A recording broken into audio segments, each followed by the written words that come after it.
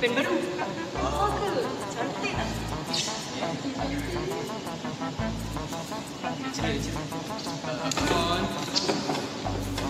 Assalamualaikum dan selamat sejahtera. Assalamualaikum dan selamat sejahtera lecturer. Selamat sejahtera semua. Sila duduk. Semua apa khabar semua? Dah makan?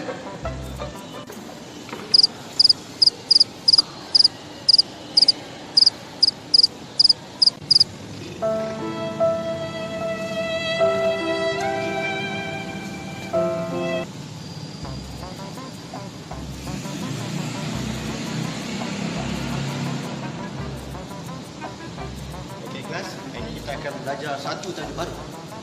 Semua tahu apa itu perbezaan? Dia berbeza-beza. Berbeza-beza?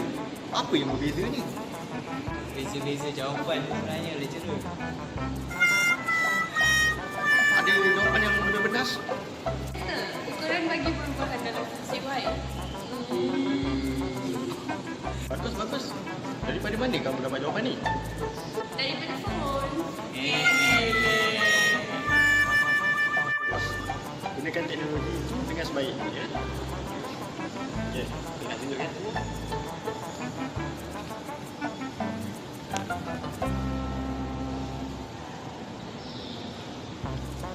Apabila di-differentiate,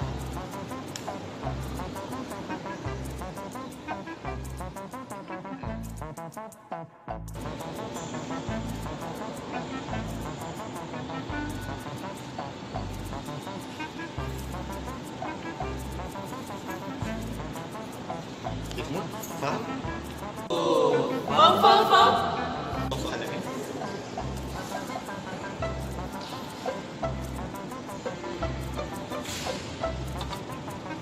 Kita akan differentiatekan dia.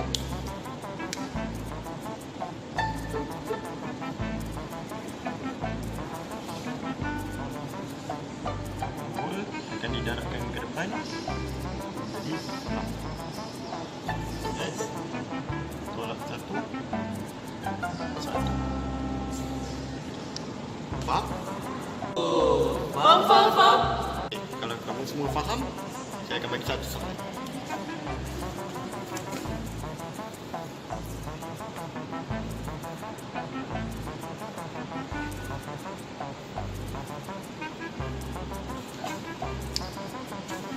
Sila jawab seorang. Siapa tunduk kepala tu kena jawab. Baju hitam tu jawab. Dah senang je.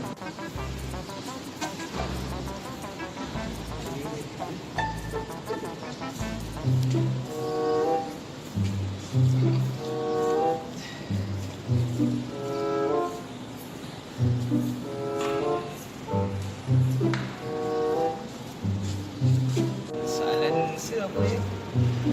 Cari S je. Inilah S. Bukan, soalan ni pembezaan ya. Oh, perbezaan.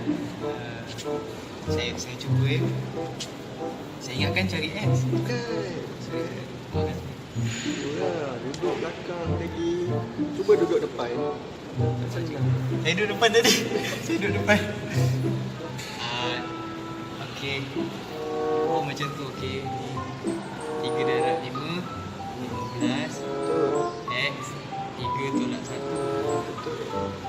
15 X 2.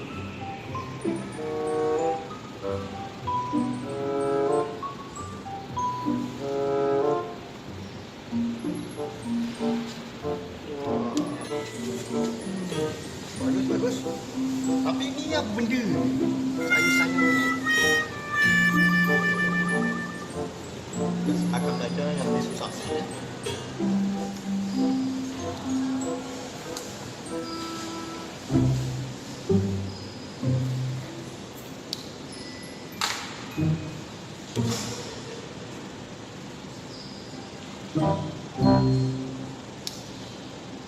Apabila constant di-differentiate, dia akan menjadi kosong.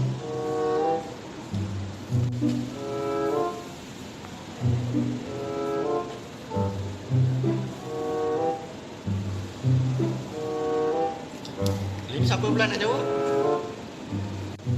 Saya doktor.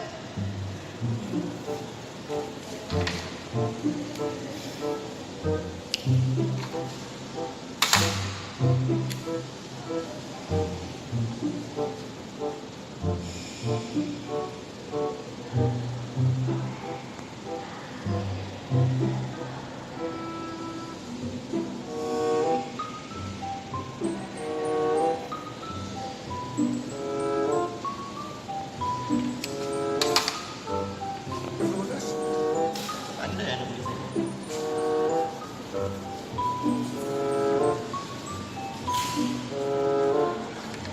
Nak tambah lagi kesukaran.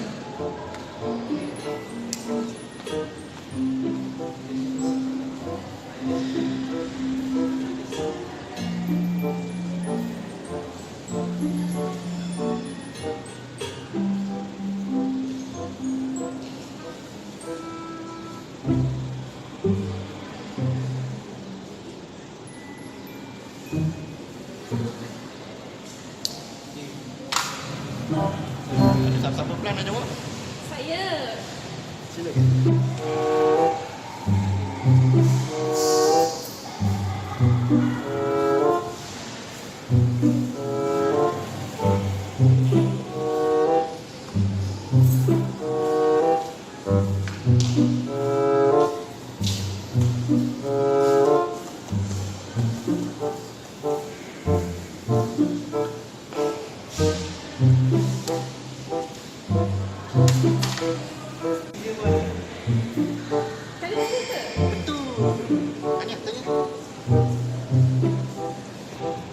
Pandangan semua dah pandai semua.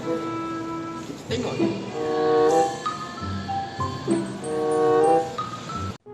Let's say I run some type of a factory and I've studied my operations and I'm able to figure out how my cost varies as a function of quantity over a week, on a weekly period. And so to visualize that, let me draw it. Draw this cost function. So this is my cost axis. This right over here could be my quantity axis. So that's quantity, or Q, my Q axis. Let me just call that Q.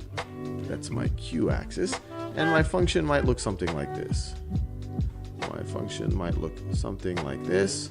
It seems reasonable to me. Even if I produce nothing, I still have fixed costs. I have to pay rent on the factory. I have to probably pay people even if we produce nothing.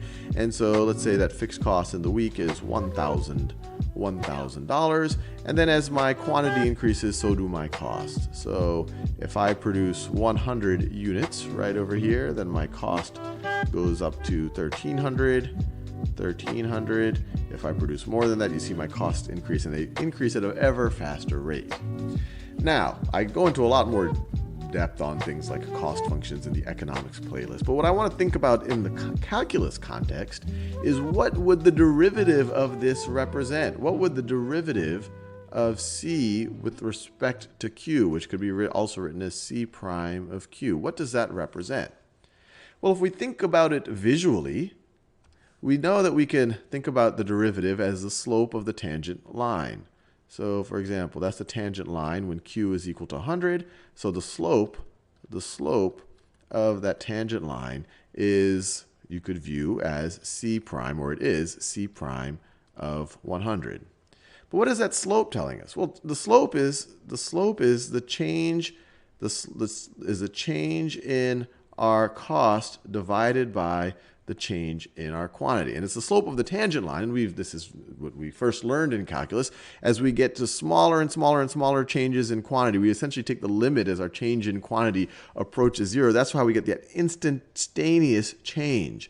So one way to think about it is this is the instantaneous, this is the rate right on the margin at which our cost is changing with respect to quantity. So if I were to produce just another drop, another atom of whatever I'm producing, at what rate is my cost going to increase? And the reason why I'm saying it right on the margin is we see that it's not constant. If our cost function were a line, we would have a constant slope. The tangent line would essentially be the cost function. But we see it changes right over here. The incremental atom to produce here costs less than the incremental atom right over here. The slope has slope has gone up. And it might make sense. Maybe I'm using some raw material out there in the world, and as I use more and more of it, it becomes more and more scarce, and so the market price of it goes up and up and up. But you might say, well, why are you even, why do I even care about the rate at which my costs are increasing, the rate at which my costs are increasing on the margin, which is why this is called marginal cost. Well, the reason why you care about it is you might be trying to figure out, when do I stop producing? Let's say this is orange juice. If I know that next gallon is going to cost me $5 to produce and I can sell it for $6, then I'm going to do it. But if that next gallon, if I'm up here, I've already produced a lot and I'm taking all the oranges off the market and now I have to transport oranges from the other side of the planet or whatever it might be, and now if that incremental gallon of oranges or a gallon of orange juice costs me $10 to produce and I'm not going to be able to sell it for more than $6, then it doesn't make sense for me to produce it anymore. So in a calculus context, or I guess you say in an economics context, if you can model your cost as a function of quantity, the derivative of that is the marginal cost. It's the rate at which costs are increasing for that incremental unit. And there's other similar ideas. If we modeled our profit as a function of quantity, if we took the derivative, that would be our marginal profit. If we modeled revenue, that would be our marginal revenue. How much is the function increasing on the margin or how much is the function increase as we increase our input, or as we increase our quantity on the margin?